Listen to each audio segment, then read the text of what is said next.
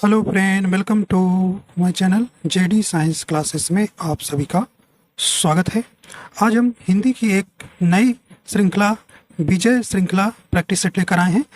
इसमें जो है काफ़ी सिलेक्टेड प्रश्न हैं जो कि निश्चित रूप से आपको यहाँ से एग्जाम में प्रश्न देखने को मिलेंगे। ठीक है, तो ये जो हमारी जो श्रृंखला चलेगी विजय श्रृंखला, ये लगातार चलेगी। ठीक है, तो इसमें हम काफ़ी अच्छे प्रश्न आपको कराएंगे और निश्चित रूप से आपको यहाँ से प्रश्न देखने को मिलेगा। ठीक है, तो आशा करता हूँ आप सभी अच्छे होंगे और आपकी तैयारी अच्छी चल रही होगी।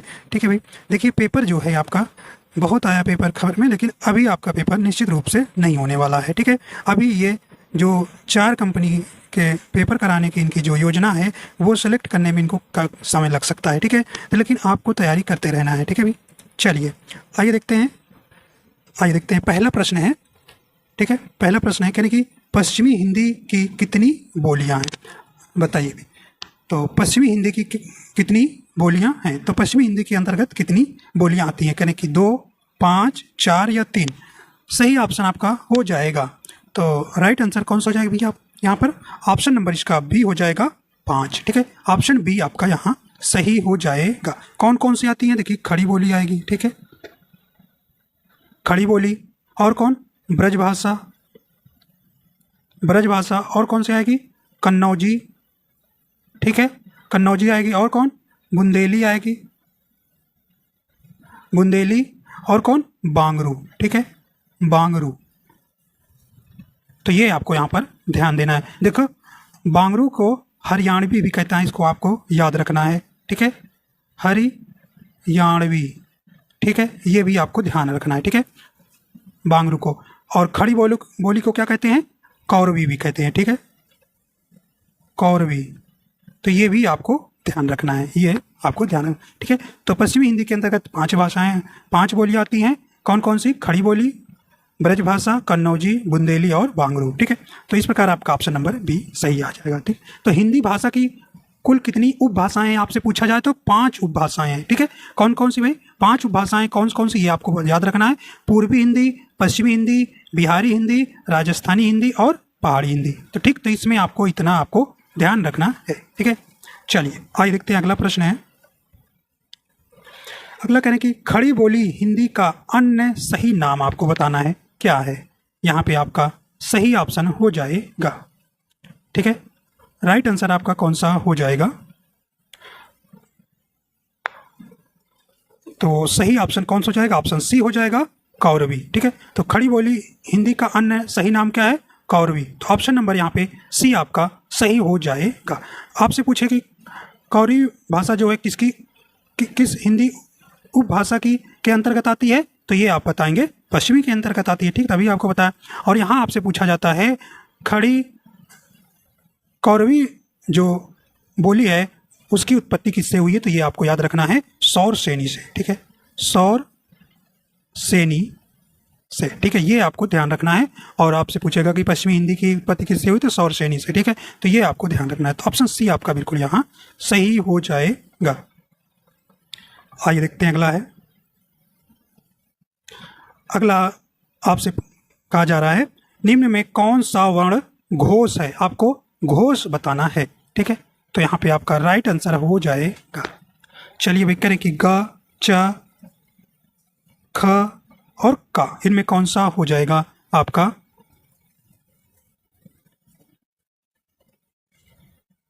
राइट आंसर कौन सा हो जाएगा इसमें आपका? ऑप्शन नंबर, इसमें आपको घोष बताना है तो ऑप्शन नंबर देखिए ए नंबर सही हो जाएगा। गा किसके अंतर्गत आएगा? ये घोष, जिसे आप सघोष भी कहते हैं। ठीक, तो ऑप्शन नंबर ए सही हो जाएगा। देखिए भाई ये जो है घोषत्व के आधार पर जो है अघोष व्यंजन और घोष व्यंजन 2 भागों में बांटा गया है। तो देखिए घोष व्यंजन कौन कौन से आएंगे? देखिए हर वर्ग का तीसरा, चौथा और कौन भी? 5वां। ठीक है, 5वां। ठीक है, और कौन? अंतस्थ व्यंजन इसके अंतर्गत आएंगे, या, र, ल और वा। ठीक है, ये जो है किसके अंतर्गत आएंगे? घोष के अंतर्गत। ठीक है, तो याद रखिएगा भाई हर वर्ग का तीसरा, चौथा और 5वां ये जो है घोष या सघोष के अंतर्गत आएंगे। तो ऑप्शन नंबर ए आपका सही हो जाएगा। और जो च, ख, क ये किसके अंतर्गत आएंगे? ये आपके अघोष के अंतर्गत आएंगे, ठीक है, अघोष के अंतर्गत, ठीक है, ये तीनों। तो ये आपको यहाँ पर ध्यान रखना, ठीक है। अघोष के अंतर्गत कौन कौन आते हैं? हर वर्ग का पहला, दूसरा और कौन से उसमें व्यंजन, ये तीन ही आते हैं, स और साधारण सा, ठीक है। ये आपको ध्यान रखना, ये अघोष के अंतर्गत आएंगे, ठीक है। ये यहाँ पे ध्यान रखिएगा, ठीक है भाई। अगर हाँ आपसे पूछे तो हाँ जो है ये घोष के अंतर्गत आता है, ठीक है, घोष के अंतर्गत, ये भी आपको ध्यान रखना है। चलिए आइए देखते हैं, अगला है अर्ध विवृत स्वर है। तो यहाँ पे आपको बताना है अर्ध विवृत स्वर इनमें से कौन है। करें कि बड़ा ए, बड़ा ऊ, बताइए यहाँ पे सही ऑप्शन आपका कौन सा हो जाएगा? यहाँ पे राइट आंसर कौन सा हो जाएगा अभी? तो अर्ध विवृत स्वर के अंतर्गत कौन आता है? तो ऑप्शन नंबर यहाँ सी हो जाएगा, ऑप्शन नंबर सी सही हो जाएगा। तो कौन आएगा? छोटा आ आता है, ठीक है, औ आता है और ए होता है, ठीक है, ए। तो ये इस प्रकार आपको ध्यान रखना है, ए, ठीक। तो छोटा आ, औ, ए, तो ये आपका ऑप्शन नंबर सी हो जाएगा। ये जो है अर्ध विवृत स्वर के अंतर्गत आते हैं, ठीक है। तो यहाँ पे आपको ध्यान रखना है।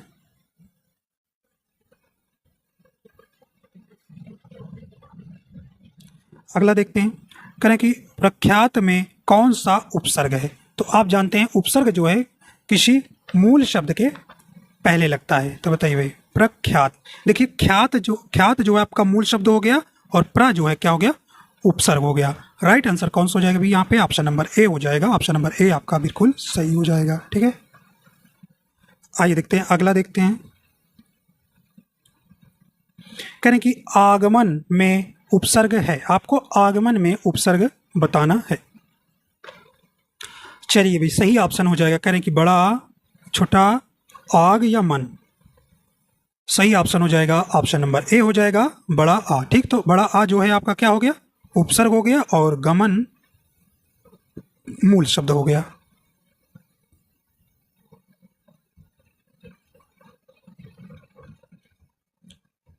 चलिए भैया, यहाँ कह रहे हैं कि फिसलन है। तो फिसलन शब्द आपको बताना है, इसमें भाववाचक संज्ञा है या क्रिया विशेषण है या क्रियापद है या विशेषण है? बताइए भाई, सही ऑप्शन आपका यहाँ हो जाएगा।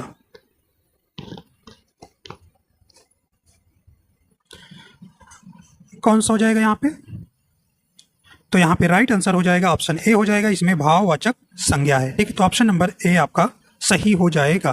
देखिए भाववाचक संज्ञा आप जानते हैं, जिन संज्ञा शब्दों से व्यक्ति या वस्तु के गुण, धर्म, दशा आदि का बोध होता है उसे भाववाचक संज्ञा कहते हैं, ठीक है। तो इनका निर्माण जो है जातिवाचक संज्ञा जो है सर्वनाम, क्रिया, विशेषण एवं अव्यय शब्दों में जो है प्रत्यय जोड़कर किया जाता है, ठीक है। जैसे आप जानते हैं बुढ़ापा, मोटापा, बचपन, मिठास, लंबाई, ठीक है। तो ये जो है इसके भाववाचक संज्ञा के अंतर्गत आएंगे, ठीक है। तो फिसलन जो है कैसा है शब्द? भाववाचक संज्ञा है, ठीक। तो ऑप्शन नंबर ए सही हो जाएगा। संज्ञा आप जानते हैं ये 5 प्रकार की होती है, ठीक है भाई। कौन कौन सी? व्यक्तिवाचक, जातिवाचक संज्ञा, भाववाचक संज्ञा, समूहवाचक संज्ञा और द्रव्यवाचक संज्ञा, ठीक है।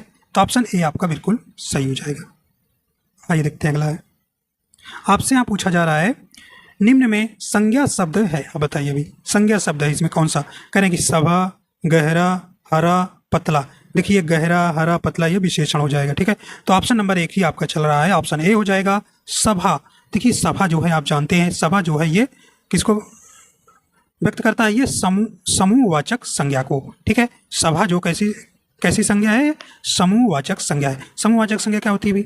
जिन संज्ञा शब्दों से व्यक्ति अथवा वस्तु के समूह या समुदाय का बोध होता है उसे समूहवाचक संज्ञा कहते हैं। जैसे संसद हो गया, ठीक है, ठीक है, संसद हो गया, कुंज हो गया, और क्या हो गया भाई?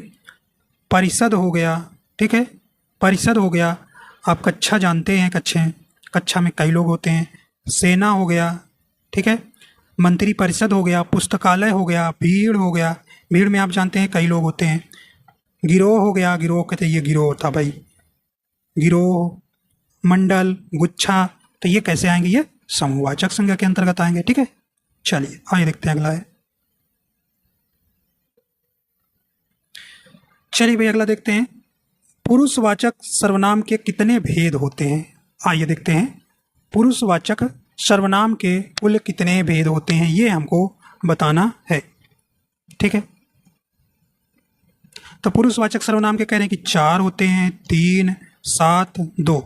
कौन सा है? राइट आंसर हो जाएगा आपका, सही ऑप्शन कौन सा हो जाएगा? ऑप्शन नंबर बी हो जाएगा, 3 होते हैं। ठीक है, कौन कौन से? उत्तम पुरुष होता है, उत्तम, मध्यम और कौन? अन्य पुरुष होता है। ठीक है, अन्य पुरुष होता है। तो इस प्रकार आप पुरुषवाचक सर्वनाम के कितने भेद होते हैं? 3। ठीक है, तो उत्तम पुरुष किसे कहते हैं? वक्ता या लेखक जिन शब्दों का प्रयोग स्वयं अपने लिए करता है उन्हें क्या कहते हैं? उत्तम पुरुष कहते हैं। ठीक, जैसे मैं कौन आएगा, ये आपसे पूछता है मैं कैसा पुरुष है, तो आप बताएंगे मैं, हम, मुझे, मैंने, मेरा, मुझको, हमको, हमें। ये किस में आएंगे? ये उत्तम पुरुष में आएंगे। ये भी आपको ध्यान रखना। मध्यम पुरुष क्या होता है भाई? जिन सर्वनाम शब्दों का प्रयोग बोलने वाला सुनने वाले के लिए करता है उन्हें मध्यम पुरुष कहते हैं। जैसे आप इसमें याद रखिएगा, तुम, तू, तुम। ठीक है, ये सब शब्द आपसे पूछा जाता है, तो, तुम, आप, मुझे, मुझको, आपके, आपको, ये ध्यान रखना। ठीक, अन्य पुरुष क्या होता है? जिन सर्वनाम शब्दों का संबंध वक्ता और श्रोता से ना होकर किसी अन्य से हो तो उसे अन्य पुरुष कहते हैं। इसमें कौन आएगा? यह आएगा, वह आएगा, ठीक है, ये आएगा, वे आएगा। ठीक है, तो ये आपको ध्यान रखना है। ठीक, सर्वनाम आप जानते हैं, सर्वनाम के 6 भेद होते हैं। ठीक है, चलिए आइए आगे देखते हैं। कह रहे कि स्त्री शब्द का विशेषण है। ठीक है, तो विशेषण आप जानते हैं, 4 भेद होते हैं विशेषण के। भाई बताइए, कह रहे स्त्री, स्त्री, स्त्रैण या अस्त्रैर। राइट आंसर हो जाएगा स्त्रैण। ठीक, तो ऑप्शन सी आपका बिल्कुल यहाँ सही हो जाएगा। आइए भाई देखते हैं अगला प्रश्न। कह रहे कि जिस क्रिया से संचालित व्यापार का फल कर्ता को छोड़कर कर्म पर पड़ता है उसे कौन सी क्रिया कहते हैं? बताइए भी, तो उसे कौन सी क्रिया कहते हैं? तो क्रिया आप जानते हैं 2 प्रकार की होती है, सकर्मक क्रिया, अकर्मक क्रिया। तो बताइए भी, तो देखिए क्या कह रहा है? फल कर्ता को छोड़कर किस पे पड़े? कर्म पर पड़ता है। तो आप जानते हैं कर्म पर पड़ता है, उसे कौन सी क्रिया कहते हैं? उसे ऑप्शन नंबर इसका डी राइट हो जाएगा, उसे सकर्मक क्रिया कहते हैं। ठीक है, तो ऑप्शन नंबर डी आपका बिल्कुल सही हो जाएगा। ठीक, द्विकर्मक क्रिया इसमें जिसमें दो कर्म हो। ठीक है, प्रणर्थक क्रिया हमने आपको बताया है भी। प्रणर्थक क्रिया क्या होता है? क्रिया के जिस रूप से हमें यह पता चले कि कर्ता कोई काम स्वयं ना करके किसी दूसरे को उस कार्य को करने के लिए प्रेरित करता है तो उसे प्रणर्थक क्रिया कहते हैं। ठीक है, मैंने आपको बताया है कई बार एग्जाम्पल, जैसे राम लक्ष्मण से पत्र लिखवाता है, अध्यापक ने बच्चों से किताब पढ़वाई। ठीक है, मतलब यहाँ अध्यापक स्वयं कार्य ना करके बच्चों से करवा रहे हैं। ठीक है, तो इस प्रकार आपको ध्यान रखना है, यहाँ पर प्रणर्थक क्रिया होती है। ठीक है, आइए देखते हैं अगला है। कह रहे कि वह आए तो मैं जाऊं, प्रस्तुत वाक्य में कौन सा काल है? तो काल आप जानते हैं भाई, काल के कुल कितने भेद हैं? तो आप जानते हैं कुल कितने हैं? 1, 2, 3। ठीक है, 3 होते हैं, वर्तमान काल, भूतकाल और भविष्य काल। ठीक है, तो वर्तमान काल के 5 भेद, भूतकाल के 6 भेद और भविष्य काल के 3 भेद होते हैं, ये आप जानते हैं। करें कि वह आए तो मैं जाऊं, मतलब किस पे कहने का मतलब कोई किसी का इंतजार कर रहे हैं, वो आएगा तभी मैं जाऊंगा। तो बताइए भाई कौन सा काल है? करें भूतकाल है, संभाव्य भविष्य काल है, हेतु मध्य भविष्य काल है या सामान्य भविष्य काल है? बताइए भाई सही ऑप्शन आपका यहाँ कौन सा हो जाएगा? राइट आंसर हो जाएगा ऑप्शन नंबर सी हो जाएगा, हेतु मध्य भविष्य काल हो जाएगा। ठीक, ऑप्शन सी आपका सही हो जाएगा।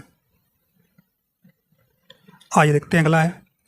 करें कि जो क्रिया अभी अभी हो रही हो उसे कहते हैं, देखिए कह रहे हैं कि हो रही है मतलब समाप्त नहीं हुई है। कह रहे हैं संदिग्ध वर्तमान, देखिए संदिग्ध वर्तमान में आपको नहीं है। अपूर्ण वर्तमान या सामान्य वर्तमान नहीं, संदिग्ध भूत नहीं, तो राइट आंसर कौन सा हो जाएगा? बी हो जाएगा, अपूर्ण वर्तमान। ठीक है, जैसे वह खाना खा रहा है, वह स्कूल जा रहा है। ठीक है भाई, तो वहां पे देखिए अपूर्ण वर्तमान है, अभी काम पूरा नहीं हुआ है। ठीक है, ऑप्शन बी आपका सही हो जाएगा। अगला देखते हैं, चिरकाल तक जीवित रहने वाला के लिए एक शब्द होता है। ठीक है भाई, तो यहाँ पे आपको एक शब्द बताना है, बताइए भाई। सही ऑप्शन हो जाएगा, करें ईश्वर, अमर, चिरंजीवी या अजर, कौन सा हो जाएगा? तो ऑप्शन नंबर सी हो जाएगा, चिरंजीवी।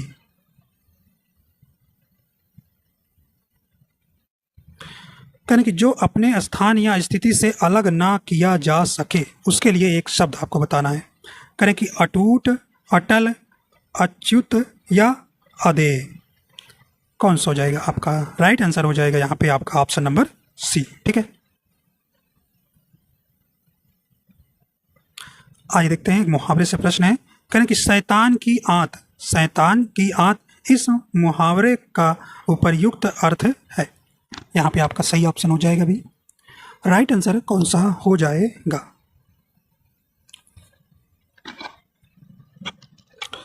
चलिए, कह रहे कि छोटी वस्तु, अत्यंत लाभदायक वस्तु, अत्यंत धूर्त व्यक्ति, बहुत लंबी वस्तु। तो शैतान की आंत इस मुहावरे का अर्थ क्या होगा भाई? ऑप्शन डी हो जाएगा, बहुत लंबी वस्तु। ठीक है, चलिए अगला आपको समास के प्रश्न है। करें कि अष्टाध्यायी में कौन सा समास है? बताइए भाई, अष्टाध्यायी में कौन सा समास है? करें कि द्वंद्व समास। देखिए द्वंद्व समास में दोनों पद प्रधान होते हैं। ठीक है, तो ये आपका नहीं होगा। द्विगु समास देखिए, जहाँ पर आपको नंबर दिखे, ठीक है, गिनती दिखे, तो वहाँ पे आप जानते हैं कौन सा समास होता है। संख्या दिखे तो वहाँ पे आपका द्विगु समास होता है। ठीक है, ऑप्शन बी आपका राइट हो जाएगा। ठीक है, तो 8 अध्यायों का समाहार, इसका समास विग्रह करेंगे तो देखिए नंबर आ रहा है, ऑप्शन बी आपका सही हो जाएगा। ठीक है, द्विगु समास देखिए, क्या द्विगु समास क्या आप जानते हैं? जिस समास का प्रथम पद संख्यावाची तथा अंतिम पद मतलब दूसरा पद संज्ञा हो उसे द्विगु समास कहते हैं। ठीक है, जैसे आप देखते हैं त्रिभुज होता है, नवरत्न होता है, चौराहा होता है, नवग्रह होता है। ठीक है, जैसे पंजाब आपसे कहे, क्योंकि 5 नदियों का समूह है, पंजाब हो गया। ठीक है, तो ये आपका द्विगु समास के अंतर्गत आएगा। ठीक है, देखिए कर्मधारय समास क्या होता है भी? इसमें जो है प्रथम पद क्या होता है? विशेषण, और अंतिम पद संज्ञा या विशेष होता है, उसे कर्मधारय समास कहते हैं। ठीक है, जैसे महासागर हो गया, परमात्मा हो गया, शीतोष्ण हो गया। ठीक है, नीलगाय हो गया, पीताम्बर हो गया। पूछेगा आपका मंद बुद्धि में बताइए कौन सा समास है, तो बताइए मंद बुद्धि में, तो मंद बुद्धि में कौन सा? कर्मधारय समास हो जाएगा। ठीक है, तत्पुरुष समास आप जानते हैं, जिस समास का अंतिम पद प्रधान हो उसे तत्पुरुष समास कहते हैं। ठीक है, जैसे रसोई घर, आपसे पूछे रसोई घर में कौन सा समास है? तत्पुरुष समास। ठीक है, तो इसका समास विग्रह होगा रसोई के लिए घर। ठीक है, समास कितने के भेद हैं? 6 भेद होते हैं। ठीक है, आइए देखते हैं अगला है, शुद्ध वर्तनी का चयन कीजिए। चलिए, आपको कुमुदनी का शुद्ध वर्तनी आपको बताना है, कौन सा यहाँ पे हो जाएगा? राइट आंसर हो जाएगा ऑप्शन ए हो जाएगा, कुमुदनी। ठीक है, अगला है, करें कि उत्कर्ष शब्द का विलोम लिखिए। बताइए भी, उत्कर्ष शब्द का विलोम बताइए।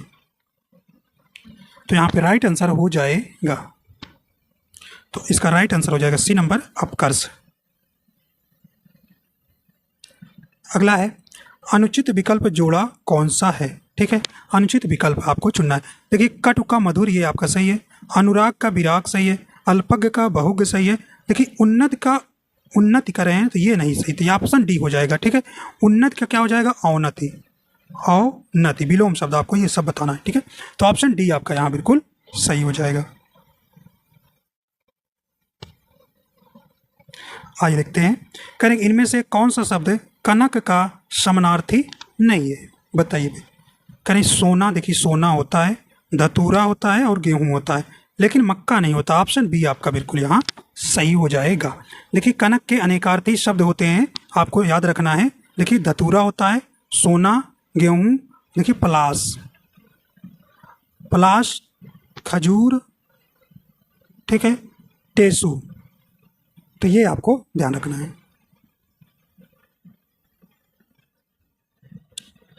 आइए देखते हुए कानन का पर्यायवाची शब्द बताना है आपको। कह रहे पुष्प होता, देखिए पुष्प होता फूल का है ये। वन या विहिप या उपयुक्त में से कोई नहीं। राइट आंसर हो जाएगा ऑप्शन नंबर, इसका कौन हो जाएगा? ऑप्शन नंबर बी हो जाएगा। कानन का पर्यायवाची क्या होगा भाई? वन होता है, ठीक है। देखिए इसके और पर्यायवाची आरंड भी होता है, ठीक है, आरंड, जंगल, ठीक है, कांतार, विपिन। देखिए विपिन कई बार पूछा गया, ठीक है, पूछा गया कि विपिन किसका पर्यायवाची है, ठीक है, तो ये आपको जंगल का है, ठीक है, ध्यान रखिएगा, ठीक है। देखिए पुष्प का आप जानते हैं फूल होता है, सुमन, कुसुम, मंजरी, ठीक है, तो मंजरी किसका है? आपको ध्यान रखना है, पुष्प का पर्यायवाची है। चलिए अभी बताइए, ये तो आप जानते हैं। महाश्वेता किसका पर्यायवाची है? बताइए भाई, महाश्वेता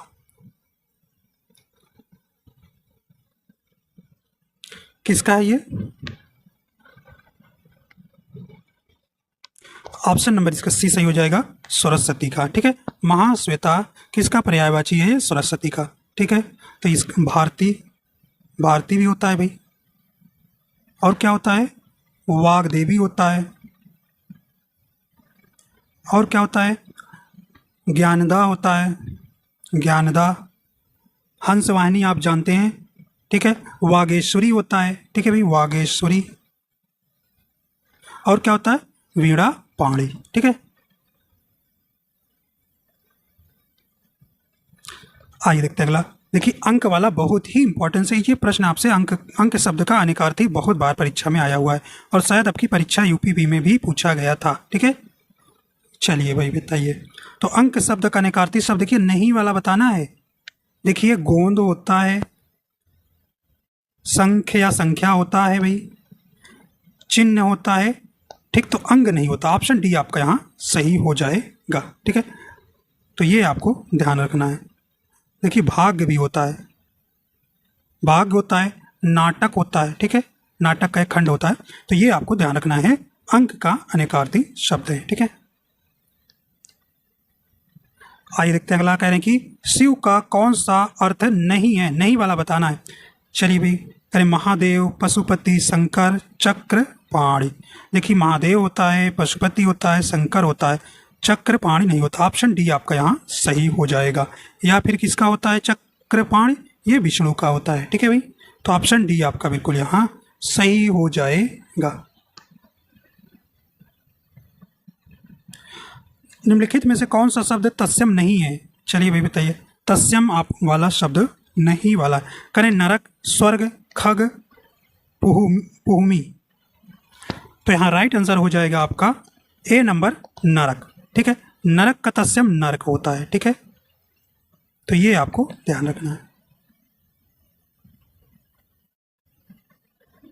अगला है अट्टालिका का तद्भव शब्द रूप है। बताइए भी, सही ऑप्शन हो जाएगा, ऑप्शन नंबर इसका सही हो जाएगा बी नंबर, अटारी, ठीक। कई बार ये परीक्षा में आपसे पूछा गया है। चलिए भाई बताइए, नायक का सही संधि विच्छेद, और आपको संधि का नाम भी बताना है। हमने इसके बताया कैसे आप पहचानेंगे कि तीन शब्द वाला में कौन सी संधि होती है, ठीक है। चलिए कहें कि नौ धनक नहीं, ना धनक नहीं, देखिए नए धन अक होगा, ठीक। ऑप्शन सी आपका बिल्कुल सही हो जाएगा, नायक का सही संधि विच्छेद। तो इसमें कौन सी संधि है? तो इसमें कौन सी है? तो अयादि स्वर संधि, नहीं सॉरी, हाँ अयादि संधि, ठीक है, तो अयादि संधि इसमें है, ठीक है, ये आपको ध्यान रखना है, अयादि संधि। तो अयादि संधि हमने बताया कि ज़्यादातर इसमें तीन शब्द होगा, जैसे नयन है, ने, धन, अन, तो नयन देखिए तीन शब्द हुआ, पावक, पौ, धन, अक, तो तीन शब्द मिलेंगे, तो आपको पहचानना है इसमें कौन सी संधि है, अयादि संधि है, ठीक है। चलिए आइए कुछ संधि बताते हैं कैसे आप पकड़ेंगे देखकर, ठीक है। देखिए अगर जहाँ पर आपको क्या आ जाए भी, बड़ी ई का मात्रा आ जाए, ठीक है, बड़ा ऊ का आ जाए, बड़ा आ का मात्रा आ जाए और री का मात्रा आ जाए, तो वहाँ पे आप क्या पकड़ेंगे, दीर्घ स्वर संधि, ठीक है। और अगर एक मात्रा वाला आ जाए, ठीक है, एक का मात्रा और ओ का मात्रा आ जाए, तो वहाँ पे गुण स्वर संधि, गुण स्वर संधि पकड़ेंगे, ठीक है भाई। जैसे आप देवेंद्र, देव प्लस इंद्र हो जाएगा, भारतेंदु, ठीक है, भारत प्लस इंद्र, देखिए सर्वोत्तम, सर्व प्लस उत्तम, ठीक है, ओ का मात्रा। लेकिन गुण संधि के अपवाद है, जैसे अछौड़ी में आपसे पूछ लिया जाए तो इसमें आप बताएंगे, ठीक है, और पौड़ में, ठीक है, ये आपको ध्यान रखना है। देखिए वृद्धि में आपको कैसे पकड़ना है, जहाँ पर डबल मात्रा आ जाए, ठीक है, जैसे एकाएक, सदैव, आपसे पूछे सदैव, सदाधन एव, सदैव में कौन सी संधि, आप बताएंगे वृद्धि, क्यों, क्योंकि दो मात्राएं होगी, ठीक है। तो अय का मात्रा और औ का मात्रा है, तो वहाँ पे आप वृद्धि संधि पकड़ेंगे। यण संधि कैसे पकड़ेंगे, हमने कहा कि या से पहले आधा व्यंजन होना चाहिए, ठीक है, और वा से पहले आधा व्यंजन होना चाहिए, जैसे व्यर्थ हो गया, शब्द में त्र होना चाहिए, तो इस प्रकार आपको संधि पकड़ना है, ठीक है।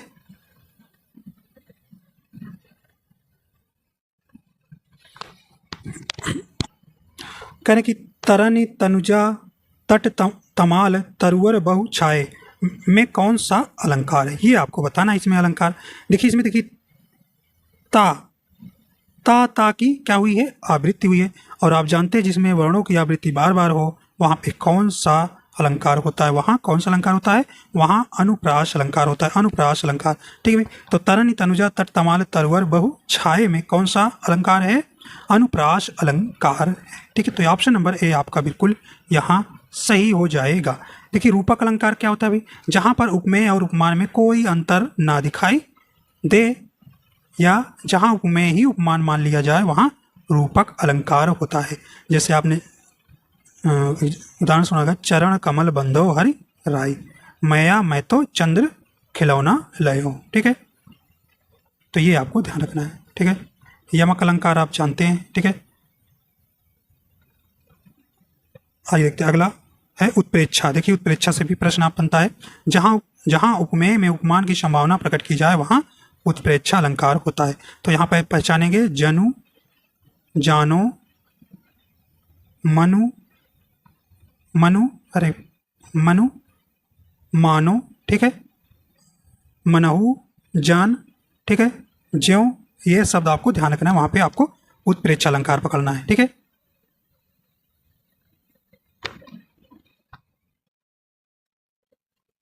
आइए देखते हैं, अगला है कथन को बढ़ा चढ़ा कर कहने पर अलंकार होता है।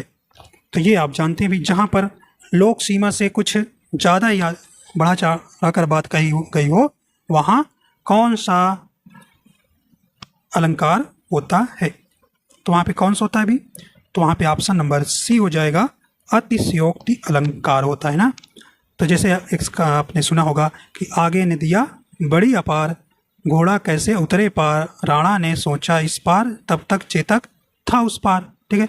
और है इसके, हनुमान की पूंछ में लगन न पाई आग, लंका नगरी जल गई, गए निशाचर भाग, ठीक है। और पानी परात को हाथ छुओ नहीं, नैनन के जल सो पग धोए, ठीक है। श्री कृष्ण ने सुदामा का जब मिलन हुआ तब वो यह बोला गया, ठीक है। तो ये आपको ध्यान रखना है, ठीक है। चलिए आइए देखते हैं अगला। चलिए भाई देखिए, कहने बिहारी मुख्य रूप से किस रस के कवि हैं, बताइए भाई। कहने कि श्रृंगार के, भक्ति के, भयानक के, वीर के। तो यहाँ पे राइट आंसर आपका हो जाएगा। तो एक बिहारी मुख्य रूप से किस रस के कवि हैं, ये श्रृंगार के। ऑप्शन आपका ए बिल्कुल सही हो जाएगा।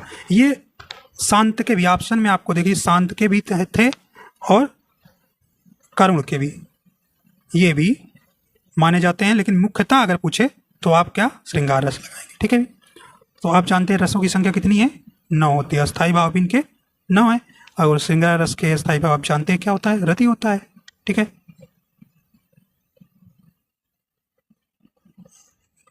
चलिए, तो ये आपको वीर रस का अस्थाई भाव क्या होता है भाई, उत्साह होता है, ठीक है। करुण रस का क्या अस्थाई भाव, शोक होता है। हास रस का हास होता है, ठीक है भाई। भयानक का भय, अद्भुत का विस्मय। शांत रस का आपसे बहुत पूछा जाता है। अस्थायी भाव निर्वेद होता है। चलिए कहें कि ओज गुण से परिपूर्ण रस का नाम क्या है, ये आपको यहां बताना है। तो कौन सा है? राइट आंसर हो जाएगा बी नंबर, बी रस। देखिए छप्पय किस प्रकार का छंद है? तो ये देखिए इस यहां से प्रश्न आपसे बनता है। करें विषम, सम, दोहा या इनमें से कोई नहीं। राइट आंसर हो जाएगा ऑप्शन नंबर ए हो जाएगा, विषम। ठीक है, तो छप्पे जो है हमने आपको बता रखा है विषम मात्रिक छंद है। ये कुंडलिया और छप्पे होता है। देखिए छप्पे में 6 चरण होते हैं, जिसमें जो है किससे मिलकर बना होता है? रोला। रोला प्लस उल्लाला से मिलकर बना होता है।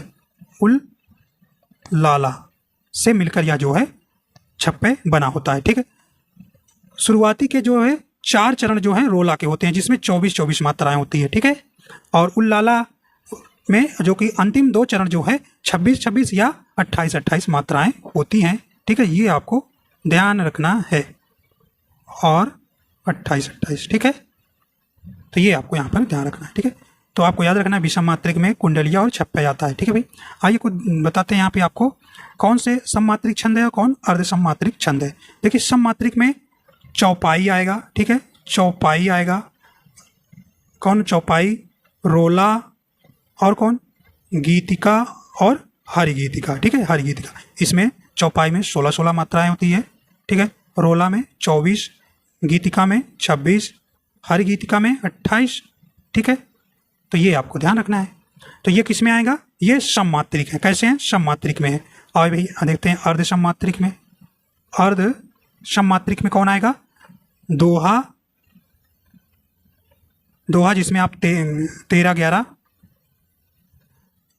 सुराठा 11-13, सुराठा दोहा का उल्टा। ठीक है भाई, बरवय 12-17, उल्लाला, उल्लाला 15-13, ये मात्राएं आती हैं। ये अर्ध सममात्रिक है। ठीक, तो ये आपको ध्यान रखना है।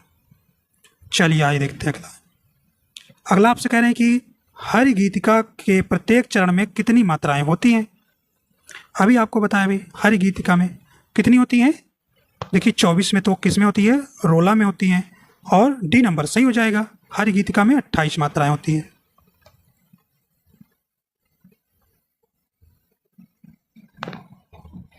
आधुनिक ढंग के पहले एकांकी किसे माना जाता है? बताइए भाई। राइट आंसर कौन सा हो जाएगा यहाँ पे? ऑप्शन नंबर ए हो जाएगा, बादल की मृत्यु। आधुनिक ढंग से पहले एकांकी किसे माना जाता है? बादल की मृत्यु। ठीक है, राम कुमार वर्मा द्वारा लिखा गया है। ठीक है, चलिए भैया ये बताते हैं गोदान का लेखक कौन है। ये आप जानते हैं भी कौन से हैं। गोदान के लेखक कौन है? ऑप्शन नंबर ए हो जाएगा, मुंशी प्रेमचंद। ठीक है,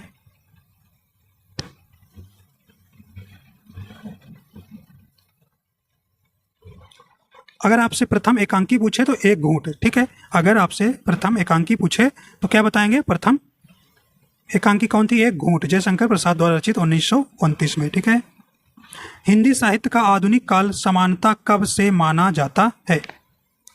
तो ये आपसे को बताना है आचार्य रामचंद्र शुक्ल के अनुसार। ठीक है, आचार्य रामचंद्र शुक्ल के अनुसार। राइट आंसर कौन सा हो जाएगा? तो ऑप्शन नंबर डी हो जाएगा, 1900 ईस्वी से। ठीक है, तो इस प्रकार देखिए आपके 37 प्रश्न पूरे हो जाते हैं। ठीक है, तो इस प्रकार जो है विजय श्रृंखला जो है आपको हम लेकर आए हैं। तो ये सीरीज आपको चलेगी कंटिन्यू और आपको यहाँ से एग्जाम जरूर देखने को मिलेगा। ठीक है भाई, तो आशा करता हूँ ये आपको पसंद आया। अगर पसंद आए तो लाइक एंड शेयर कर दीजिएगा। अगर चैनल पर नए हैं तो चैनल को सब्सक्राइब कर लीजिएगा। ठीक है, तो वीडियो देखने के लिए आपका बहुत बहुत धन्यवाद।